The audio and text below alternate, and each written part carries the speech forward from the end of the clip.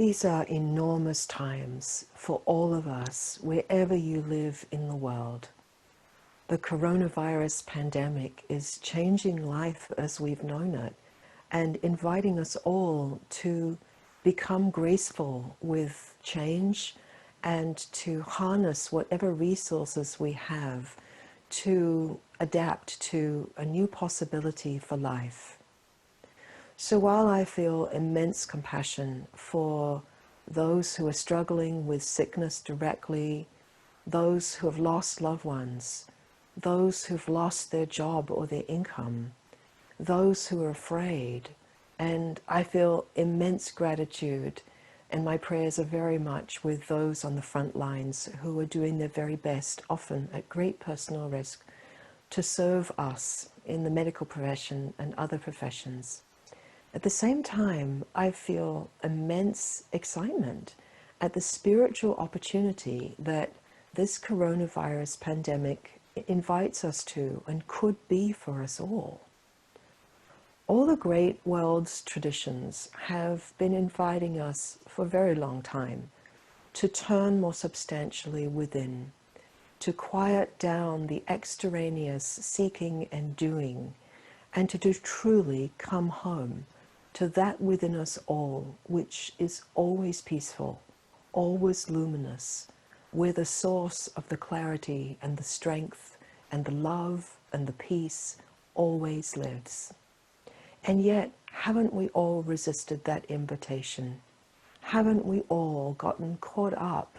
in doing more, getting more, trying to keep pace with the relentless speed that contemporary life had become, that was really unsustainable for us all? Well, now that we all have to participate in the one solution together as a human family by staying home, maybe we might be able to take up on the spiritual invitation at this time and use it to truly listen to the wisdom that is alive within us, connect more substantially with the love that is our deepest heart, and to let our most noble and human qualities come fully online,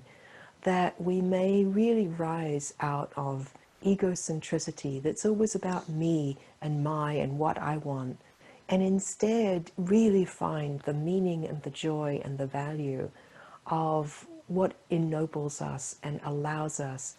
to recognize that we are one and that we all matter, we all affect one another, and to learn to live life in a new way that is spiritually richer and more meaningful.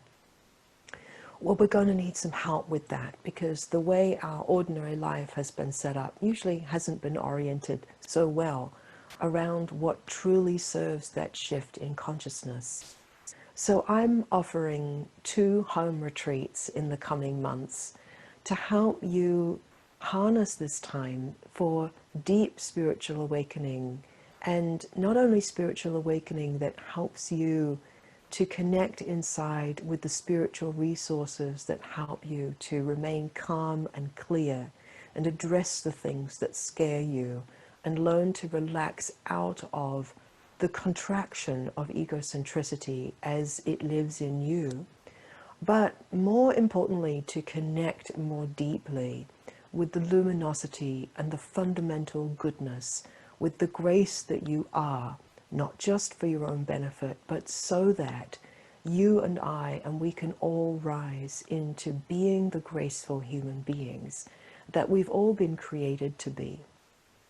So I'm offering a retreat at the end of April that is taking the place of what I would have been teaching in person in Europe this spring.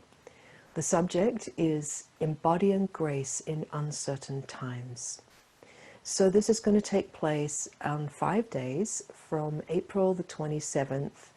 I think I've got that date right, through Friday, May the 1st. And we'll be focusing on how we can truly learn to stay present,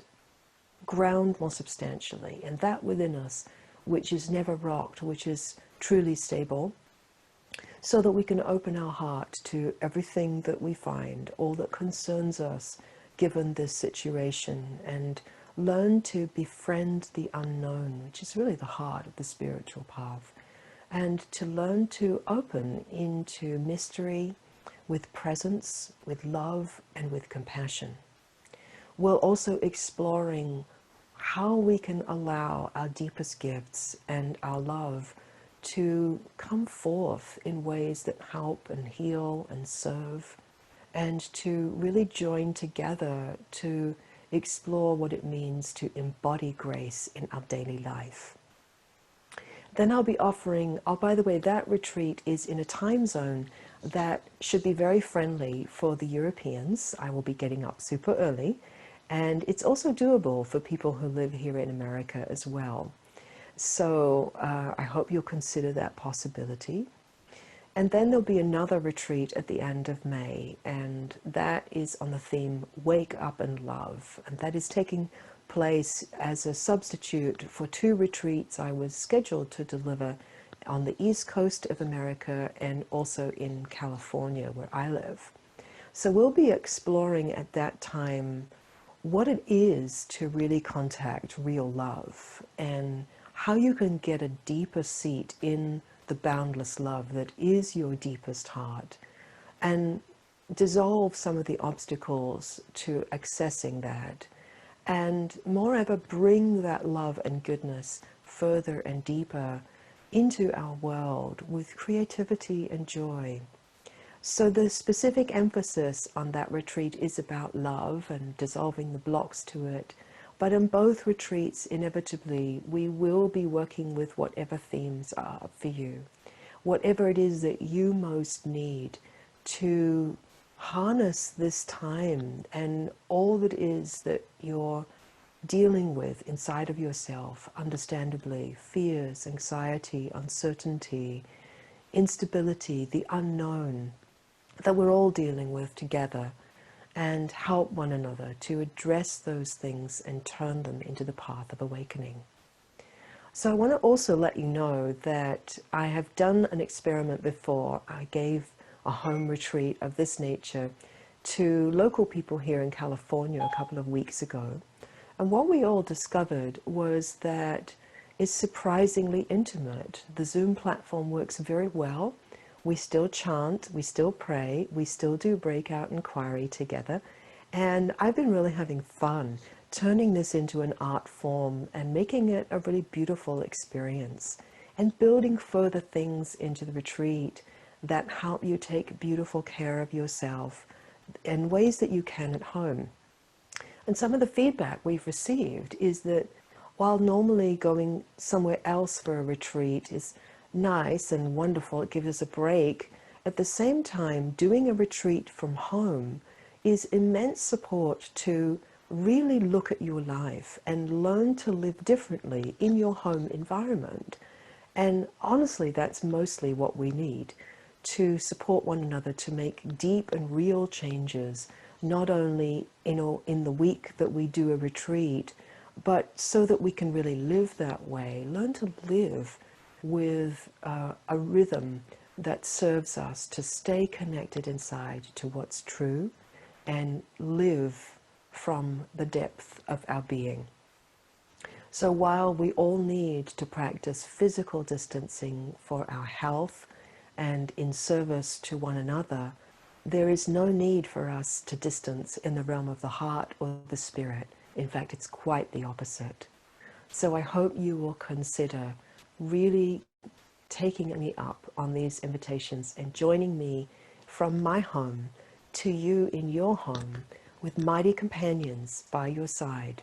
for we're truly not alone in these times, and we are all invited to rise and be the noble, graceful human beings that we've been asked to be and that we can be. So I hope that you will jump in and say yes, because I certainly say yes to jumping in and being here with you.